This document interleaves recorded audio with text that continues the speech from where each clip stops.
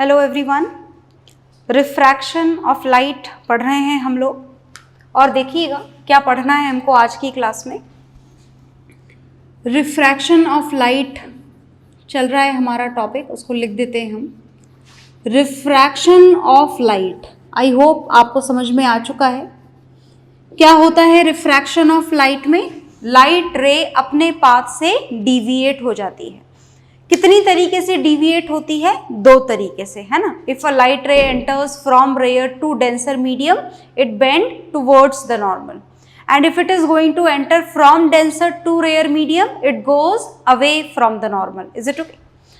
अब हमने ये तो पढ़ लिया था कि रिफ्रैक्शन कब होता है, कैसे होता है, क्यों होता है, कौन से लॉज को फॉलो करता है। Is it okay? तो हमको आज की क्लास में क्या पढ़ना है? हमको आज की क्लास में पढ़ना है कि आखिर ये रिफ्रैक्शन कब नहीं होता है ना। ऐसे भी एक केस हम पढ़ चुके हैं, when no refraction takes place, और आज हमें इसका दूसरा केस पढ़ना है। Is it okay? जब रिफ्रैक्शन नहीं होता है। Is it okay? मतलब मीडियम बदलता तो है, लाइट रे एक मीडियम से दूसरे मीडियम में एंटर तो होती है, पर रिफ्रैक्शन नहीं होता। जैसे लाइट रे आई है वैसे के वैसे ही निकल जाती है। Is it okay?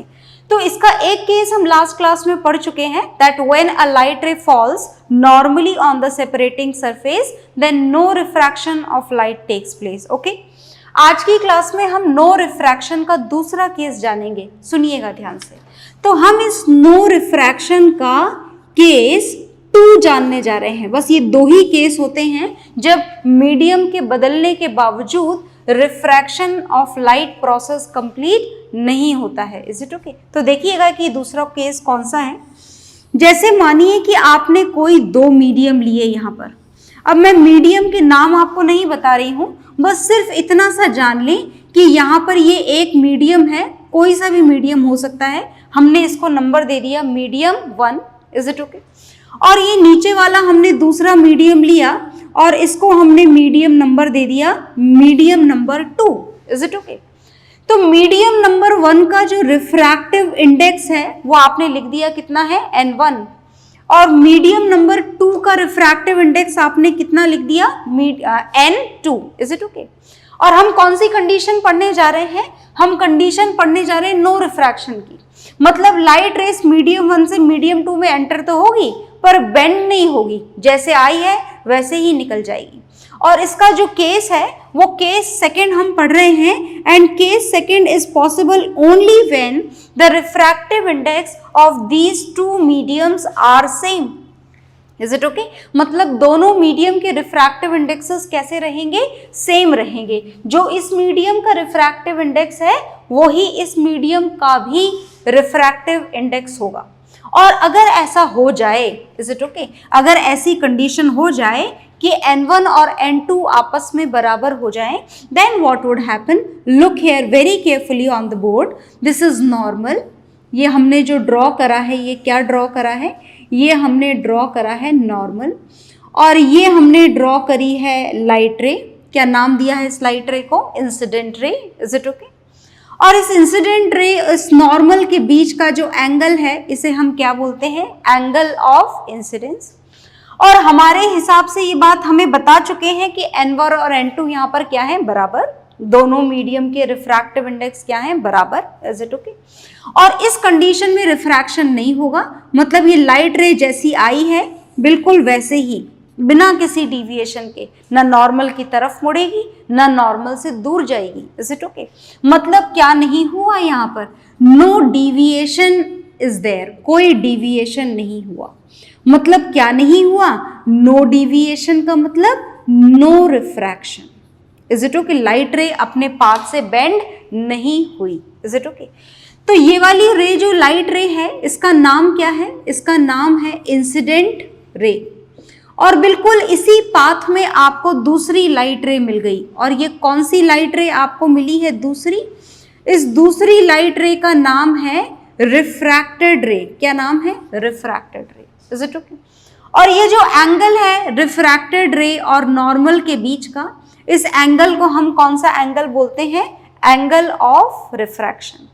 तो हमें समझ में आ गया कि अगर इन दोनों मीडियम के रिफ्रैक्टिव इंडेक्सेस सेम होंगे तो लाइट रे जैसे आई थी बिल्कुल वैसे ही चली जाएगी। Is it okay? Refraction process नहीं होगा। क्या ये बात सही है? इसको हम मैथमेटिकली तो अभी थोड़ी देर में प्रूव कर देंगे, पर आप थ्योरेटिकली समझ लीजिए कि आखिर ये लाइट रे अपने पाथ से बेंड क्यों हो रही थी। क्योंकि अलग अलग मीडियम के क्या अलग होते हैं? Refractive index.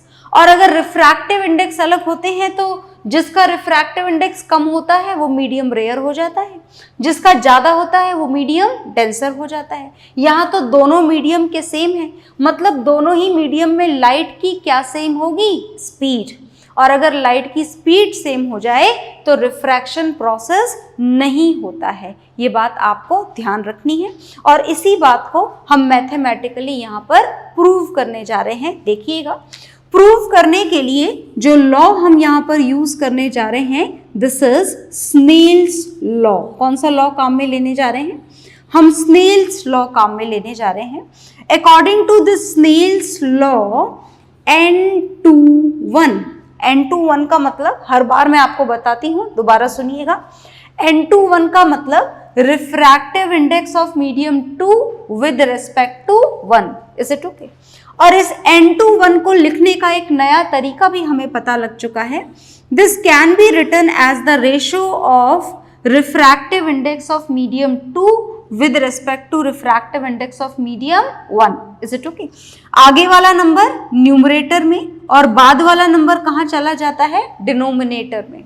और स्नेल्स लॉ जब अप्लाई करते हैं तो फॉर्मूला क्या मिल जाता है? Sine I upon sine R. Is it okay? और ये N2 और N1 तो ये हमें बता चुके हैं पहले से ही कि they both are same, same है। और जब सेम है तो N2 और N1 की वैल्यू क्या मिलेगी आपको? ये दोनों तो कैंसिल हो जाएंगे अगर सेम है तो, और सेम है तो इनका रेशो कितना मिल जाएगा आपको? 1। और ये मिल जाएगा sine I upon sine R. क्या प्रूव हो गया? नहीं, हमें प्रूव करना है कि लाइट रे सीधी जाएगी, डिविएशन नहीं होगा। और ये प्रूव करने के लिए हमें इन दोनों एंगल्स को क्या प्रूव करना है? इक्वल। ये तो वैसे ही इक्वल होते हैं? नहीं, ये वैसे ही इक्वल नहीं होते हैं। ये एंगल ऑफ इंसिडेंस और एंगल ऑफ रिफ्लेक्शन नहीं है। Angle of incidence angle of reflection के बराबर होता है, एंगल ऑफ रिफ्रैक्शन के नहीं। और अगर ये दोनों बराबर हो जाएं तो इसका मतलब कि रिफ्रैक्शन हुआ ही नहीं। Is it okay? तो हमें इन दोनों को यहाँ पर बराबर प्रूव करना है, इक्वल प्रूव करना है। तो देखिएगा, यहाँ पर आपको वैल्यू मिली sine I upon sine R is equal to 1। तो अब आपको समझ में आ गया होगा। ये N2 हम यहाँ साइड में लिख देते हैं और देखिएगा ध्यान से, नेक्स्ट स्टेप क्या होगी? साइन आई को इसी साइड लिखे रहने दीजिए और साइन आर को 1 से मल्टीप्लाई कर दीजिए, तो ये हो जाएगा sine I is equal to sine R. मतलब साइन आई की वैल्यू किसके बराबर हो चुकी है? साइन आर के। इसका मतलब सिर्फ उसी कंडीशन में पॉसिबल है when angle I is equal to angle R, angle of incidence is equal to angle of refraction. अच्छा याद रखिएगा, ये यहाँ पर मैंने साइन से साइन कैंसिल नहीं किया है, कैंसिल नहीं कर सकते हैं इसको, ये कोई मल्टीप्लाई होने वाला नंबर नहीं है जिसे कैंसिल कर दिया जाए। Is it okay? तो साइन आर और साइन आई इक्वल हैं और ऐसा इक्वल सिर्फ तभी होता है when these two angles are same. मतलब ये 30 डिग्री है तो ये भी 30 डिग्री होगा, और अगर ये दोनों एंगल बराबर हो जाए इसका मतलब कि रिफ्रैक्शन हुआ ही नहीं, लाइट रे अपने नॉर्मल पाथ से डिविएट हुई ही नहीं। तो आपको नो रिफ्रैक्शन का सेकंड केस समझ में आ गया। कब होगा नो रिफ्रैक्शन का second case? When these to mediums have the same refractive index. Is it okay? मैं साइड में हट रही हूं, देखिए आप इसे ध्यान से, आपके नोट्स में लिखा हुआ है वैसे तो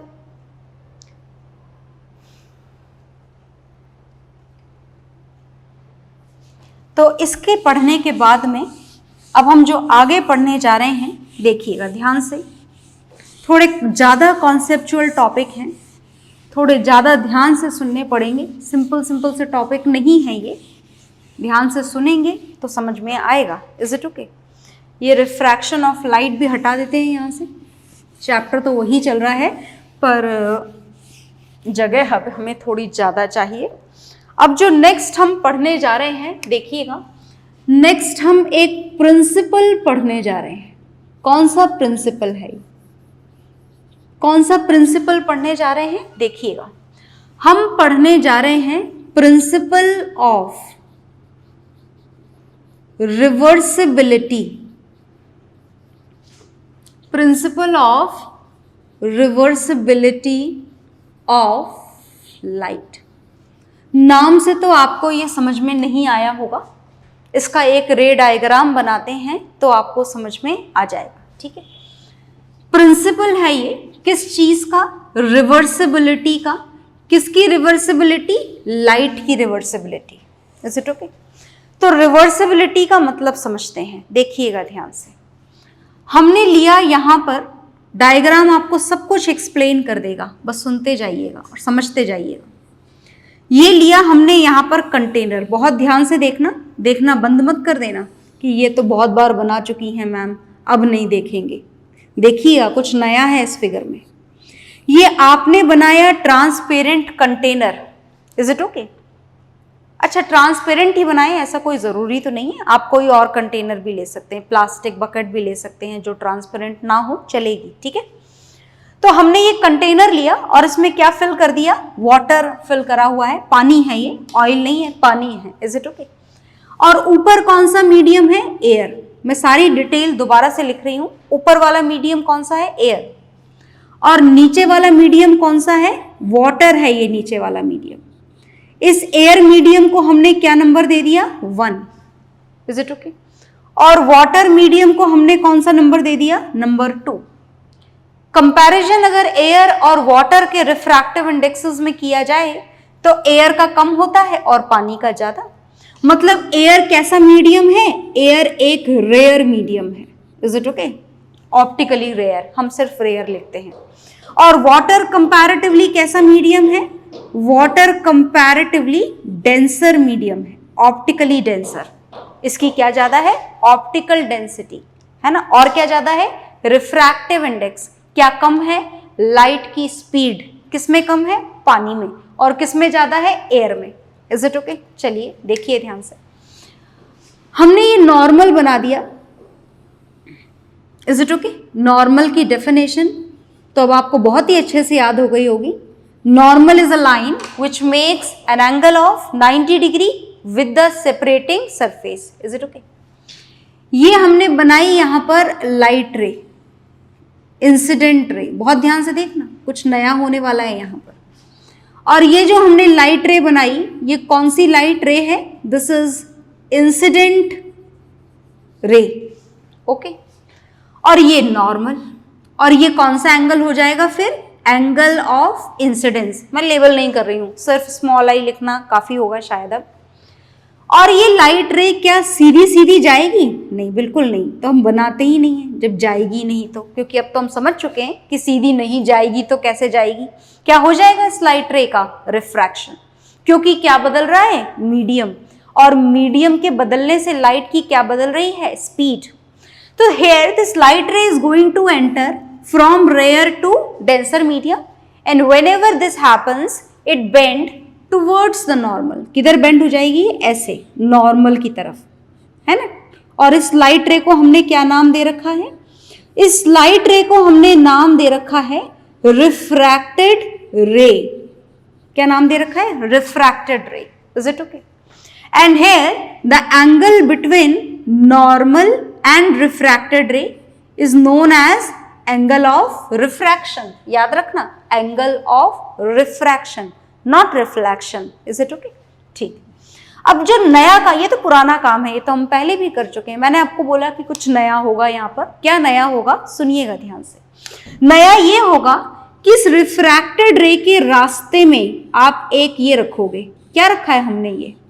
ये जो हमने रखा है रिफ्रैक्टेड रे के रास्ते में, ये प्लेन मिरर है।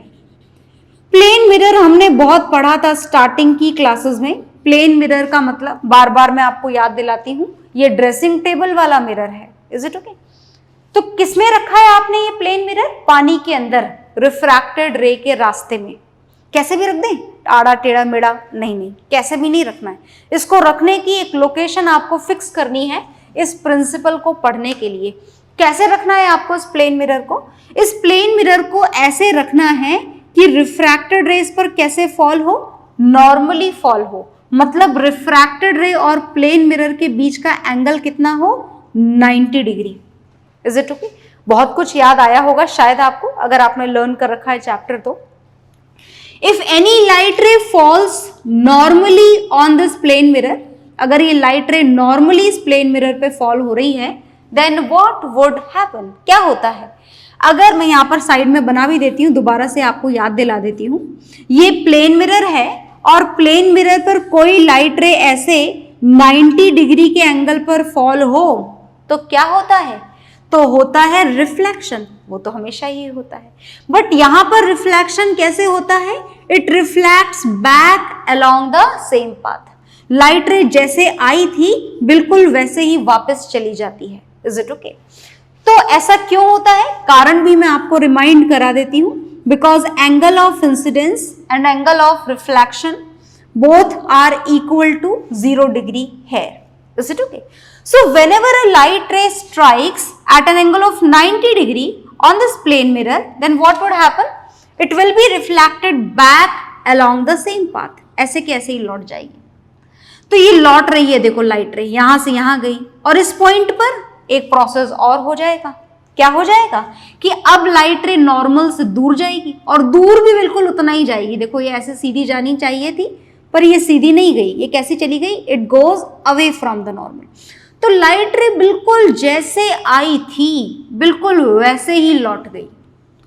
क्या करा आपने इसको वैसे ही लौटाने के लिए? आपने रिफ्रैक्टेड रे के रास्ते में क्या रख दिया? Plane mirror. कितने डिग्री के एंगल पर रखा? 90 डिग्री के एंगल पर। And this phenomena of sending back, is it okay, the light ray along its original path after suffering a number of reflection and refraction, this phenomena is known as principle of reversibility of light. अगर देखो कितनी बार यहां पर क्या क्या हुआ light रे का, सुनिए ध्यान से। पहले लाइट रे यहां से आई, इस वाटर वाले सरफेस पर टकराई, वाटर में एंटर हुई तो क्या हुआ लाइट रे का? रिफ्रैक्शन। Is it okay? फिर प्लेन मिरर से टकराई तो मिरर ने लाइट रे का क्या करा? मिरर्स क्या करते हैं लाइट रे का? रिफ्लेक्शन। वापस लौटी। Is it okay? फिर पानी से एयर में गई, मीडियम चेंज हुआ तो लाइट रे का फिर क्या हुआ? लाइट रे का फिर से रिफ्रैक्शन हुआ। It goes away from the normal. तो एक बार रिफ्रैक्शन, फिर रिफ्लेक्शन, फिर रिफ्रैक्शन। कितने बार हो गए टोटल लाइट के प्रोसेस? 3 बार। एक बार रिफ्रैक्शन, फिर दोबारा रिफ्लेक्शन, फिर तीसरी बार रिफ्रैक्शन। और इतने सारे रिफ्लेक्शन और रिफ्रैक्शन के बावजूद एक चीज सेम है और वो है लाइट का पाथ। लाइट ऐसे आई थी और बिल्कुल ऐसे ही चली गई वापस। आई बात समझ में? So this phenomena is known as principle of reversibility of light.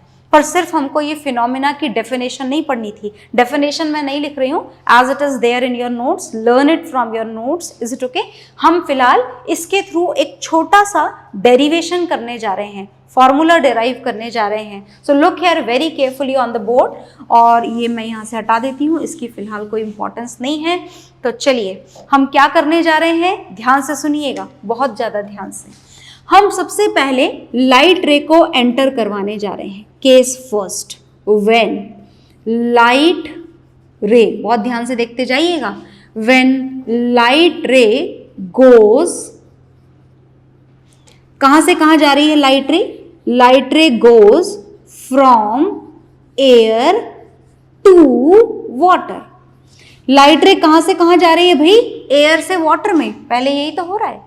तो उस कंडीशन में ये वाली लाइट रे कौन सी है? इंसिडेंट। और ये कौन सी है? रिफ्रैक्टेड। स्नेल्स लॉ लगा दे इसके लिए? बिल्कुल लगा देते हैं। N21 can also be written as, 2 क्या है यहां पर? Water. WA, NWA, refractive index of water with respect to air is equal to, formula तो हमें बहुत अच्छे से याद है, क्या है स्नेल्स लॉ का formula? Sine I upon sine R. ऊपर कौन सा एंगल लिखा जाता है न्यूमरेटर में? न्यूमरेटर में लिखा जाता है एंगल ऑफ इंसिडेंस। मैंने थोड़ा छोटा लिखा है, जगह कम है। और ये जो नीचे वाला एंगल है ये कौन सा लिखा जाता है? ये लिखा जाता है एंगल ऑफ रिफ्रैक्शन। तो भूलना मत कि न्यूमरेटर में कौन सा एंगल लिखा जाता है? Angle of incidence. और डिनोमिनेटर में कौन सा एंगल लिखा जाता है? Angle of refraction. Is it okay? ये बात बस मुझे याद दिलानी थी। अब हम इसको यहाँ से हटा देते हैं और हटाने के बाद में इसको एक इक्वेशन नंबर दे देते हैं। देखिएगा क्या इक्वेशन नंबर देने वाले। हम इसे देने वाले हैं इक्वेशन नंबर 1। दे दिया हमने इक्वेशन 1। आगे देखिए। नाउ वही यहां से यहां आ गई लाइट रे, प्लेन मिरर से टकराई और अब लाइट रे कहां से कहां जा रही है? From water to air. कहां से कहां जा रही है? पानी से एयर में जा रही है। Is it okay? तो अब ये वाली लाइट रे कौन सी हो जाएगी? सेकंड केस के लिए मैं लिख देती हूं पहले। अब केस 2 में हम क्या कंसीडर करने जा रहे हैं? व्हेन लाइट रे, कहां से कहां जा रही है लाइट रे? गोज फ्रॉम, कहां से कहां जा रही है भाई? From water to air. पानी से कहां जा रही है? एयर में। दूसरा वाला केस हम कंसीडर कर रहे हैं। जब पानी से एयर में जा रही है तो अब ये क्या हो जाएगी? इसको ऐसा करते हैं कि इंसिडेंट रे 1 लिख देते हैं केस 1 की, और रिफ्रैक्टेड रे 1 केस 1 की। ठीक है। अब ये लाइट रे केस 2 के लिए क्या हो चुकी है? इंसिडेंट रे हो चुकी है। इसको 2 लिख दो पार्ट 2 के लिए। और अब ये वाली लाइट रे क्या हो चुकी है? रिफ्रैक्टेड रे हो चुकी है। तो उल्टा घूम कर देखना अब इस फिगर को। ठीक है ना? पार्ट 2 के लिए ये इंसिडेंट रे हो चुकी है और ये रिफ्रैक्टेड रे। ओके, तो ध्यान से देखिए आगे क्या होगा। When light ray goes from water to air, अब आपको किसका रिफ्रैक्टिव इंडेक्स मिलेगा? एयर का। किसके रेस्पेक्ट में? वाटर के रेस्पेक्ट में। मतलब एयर का वाटर के रेस्पेक्ट में मिलने वाला है। उल्टा हो गया ना प्रोसेस पूरा। पर ऊपर कौन सा एंगल आएगा? Angle of incidence. तो जब इंसिडेंट रे ये है तो एंगल ऑफ इंसिडेंस कौन सा हो जाएगा? ये वाला। पर हम इसे तो आर सिंबल दे चुके हैं, तो क्या सिंबल बदल दें? नहीं, हम सिंबल तो नहीं बदलेंगे। पर याद रखना कि आर यहां पर किसका रोल प्ले कर रहा है? एंगल ऑफ इंसिडेंस का। क्योंकि स्नेल्स लॉ ने हमको बताया है कि ऊपर कौन सा एंगल लिखा जाता है? Angle of incidence. और नीचे कौन सा लिखा जाता है? Angle of refraction. तो ये रिफ्रैक्टेड रे है पार्ट 2 के लिए, तो ये कौन सा एंगल हो जाएगा? Angle of refraction. मेंशन नहीं कर रही हूं मैं यहां पर।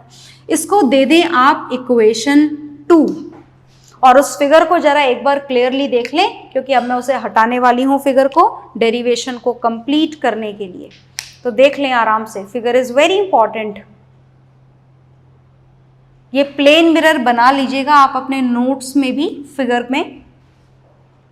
तो आई होप आपने बना लिया होगा। आगे चलते हैं, हटा देते हैं इस फिगर को यहाँ से। अब इस फिगर की ज़रूरत नहीं है, इसको जितना समझना था हमने समझ लिया है। अब हमें बस इन इक्वेशन, दोनों इक्वेशंस की ज़रूरत है। इन दोनों इक्वेशंस को हम मल्टीप्लाई करने जा रहे हैं। देखिएगा कैसे मल्टीप्लाई करेंगे।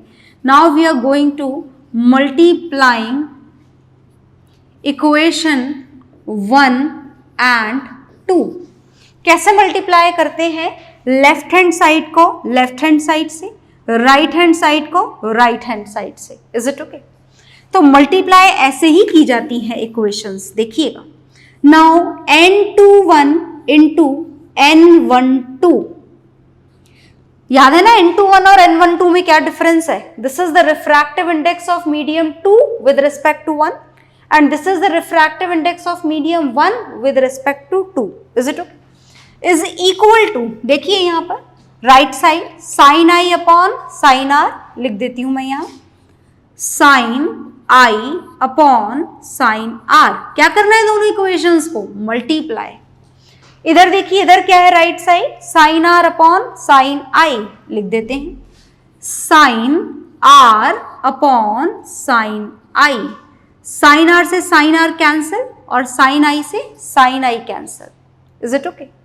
तो क्या बचा हमारे पास में?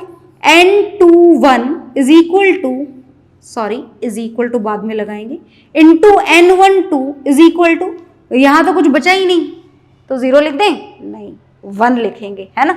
यहां पर इससे कैंसिल हो गया 1, इससे कैंसिल हो गया 1, 1 इंटू 1 1, 1 आएगा। ओके, आगे देखिए, n21 is equal to 1 upon, ये दोनों मल्टीप्लाई हो रहे हैं, एक इस सिंबल को हम दूसरी साइड ले जाना चाहते हैं तो जो मल्टीप्लाई का साइन है वो डिवाइड के साइन में कन्वर्ट हो जाएगा, और n21 is equal to 1 upon n12। क्या आप इसे दूसरे तरीके से लिख सकते हैं? बिल्कुल, कैसे?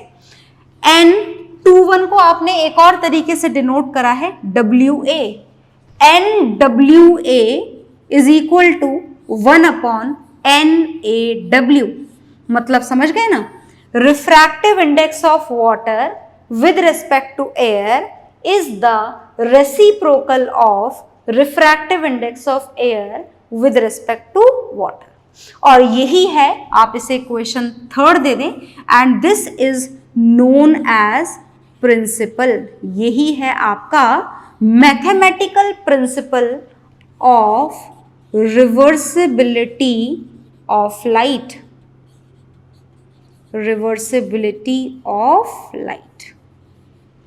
तो इस फॉर्मूले, 2 फॉर्मूले मिल गए, फॉर्मूला तो एक ही है, लिखने के तरीके अलग अलग हैं, इसके ऊपर बेस्ड क्वेश्चंस करेंगे हम नेक्स्ट क्लास में। ओके, तो बाय एवरीवन।